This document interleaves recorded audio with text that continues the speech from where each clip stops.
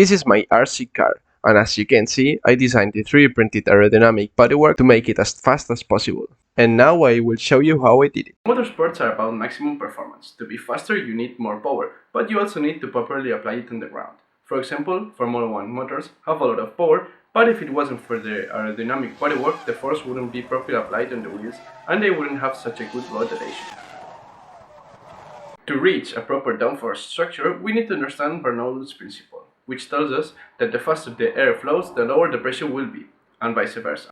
That's just how an airplane wing creates an upforce, called lift. So, if we spin it, we can create a downforce. I started by disassembling my RC car and taking a few measurements in order to properly design a 3D bodywork.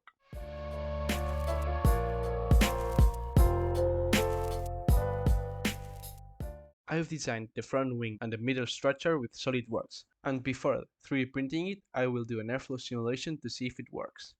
As you can see, there is a pressure difference. The pressure in the top is higher than the pressure in the bottom. This will cause a downforce and will increase the RC car rotation, making it able to take faster corners. And now that we know it works, we can 3D print it.